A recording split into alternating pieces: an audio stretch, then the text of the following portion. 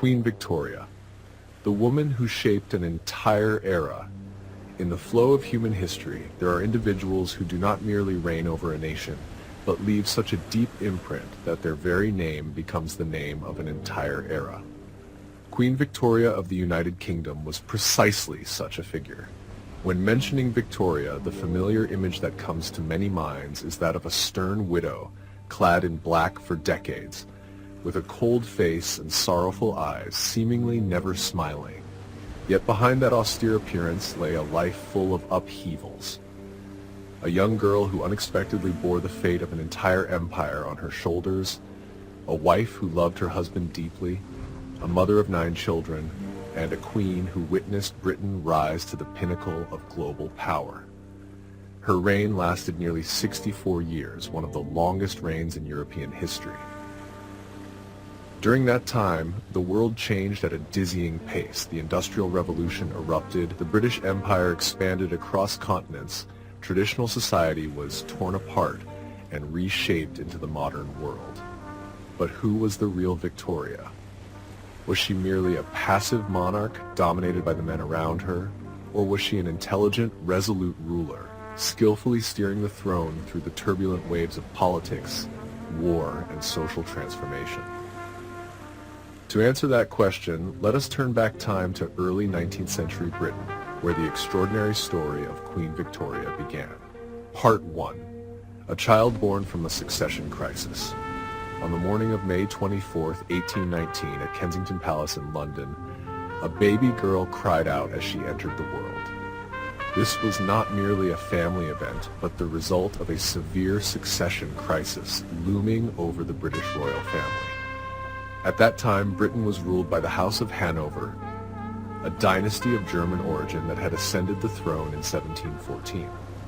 King George III, Victoria's grandfather, was elderly and severely mentally ill. Real power lay in the hands of his son, the Prince Regent George, who would later become King George IV. The greatest problem facing the royal family was not war or the economy, but the lack of a legitimate heir. Although King George III had many sons, ironically, almost none of them had legitimate children. The sole hope of the entire kingdom rested on Princess Charlotte, the only daughter of the Prince Regent. But tragedy struck in 1817. Princess Charlotte died after giving birth to a stillborn child. In a single moment, 2 generations of heirs vanished. The British royal family plunged into panic. Unmarried princes hurried to find wives, not for love, but out of the duty to produce an heir. Among them was Prince Edward, Duke of Kent, the 4th son of King George III. In 1818, he married Princess Victoria of Saxe-Coburg-Saalfeld, a German widow. A year later, their daughter was born, Alexandrina Victoria. The name Alexandrina was given in honor of Tsar Alexander I of Russia, the child's godfather. Victoria was her mother's name. At birth, the baby ranked only 5th in the line of succession. No one thought that this small child would one day become queen, but fate had other plans. Part 2. A controlled childhood, the Kensington System. Only 8 months after Victoria was born, her father, Prince Edward, suddenly died of pneumonia. The small family fell into debt and instability. From this point on, Victoria's life entered a dark chapter. A man named Sir John Conroy, the steward of Prince Edward, appeared. He quickly became the most influential figure beside Victoria's mother, the Duchess of Kent. Conroy was ambitious. He believed that if Victoria ascended the throne before the age of 18, her mother would become regent, and he would be the true power behind the throne. To achieve this, Conroy and the Duchess created a strict system of control known as the Kensington System. The aim of this system was to keep Victoria weak, dependent, and completely isolated from the outside world. Victoria was not allowed to sleep alone, not allowed to go down the stairs by herself, not allowed to have friends her own age. Every action was supervised. Her childhood passed in loneliness and suffocation. Victoria's rare comforts were drawing, writing stories, playing with dolls, and her small dog named Dash.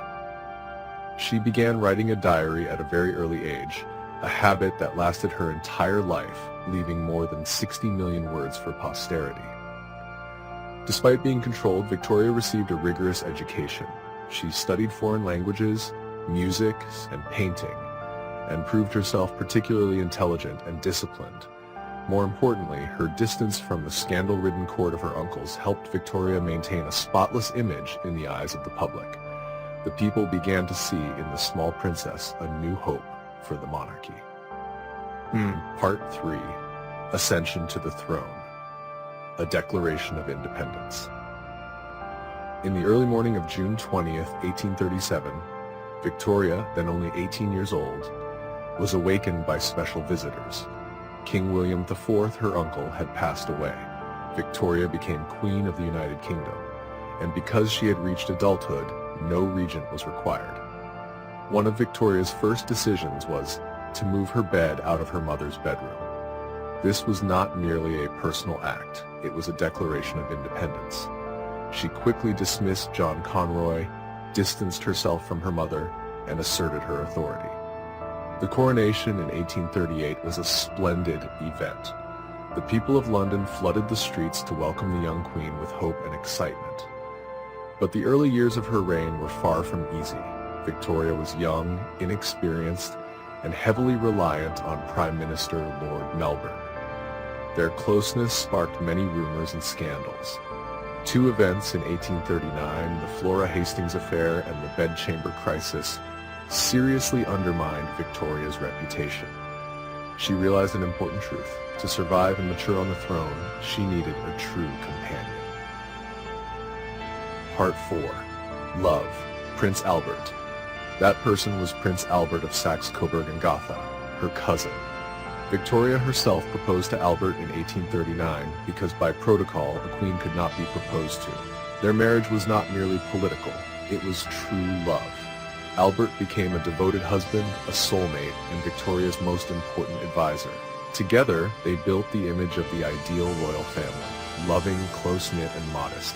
They had 9 children. This family became a moral model for the rising middle class. Albert also played a major role in politics and culture, especially the Great Exhibition of 1851, a symbol of Britain's industrial power. Part 5. Tragedy. Albert's death. In 1861, tragedy struck. Albert died at the age of 42. Victoria collapsed completely. From then until the end of her life, she wore only black. She withdrew from public life. Britain fell into a crisis of confidence in the monarchy. It took nearly 20 years with encouragement from close companions such as John Brown and later Abdul Karim for Victoria to gradually return to her public role. Part 6. Queen of an Empire. By the late 19th century, the British Empire reached its peak. Victoria became Empress of India in 1876. She became the symbol of an empire on which the sun never sets. The two grand celebrations, the Golden Jubilee 1887 and the Diamond Jubilee 1897, transformed Victoria into the grandmother of the nation. Part 7. The End of an Era. Queen Victoria died on January 22, 1901, closing a reign of nearly 64 years. She left behind a complex legacy, glory and power, but also deep controversy. From a little girl who was controlled and isolated, Victoria became a historical symbol, a woman who shaped an entire era that bears her name.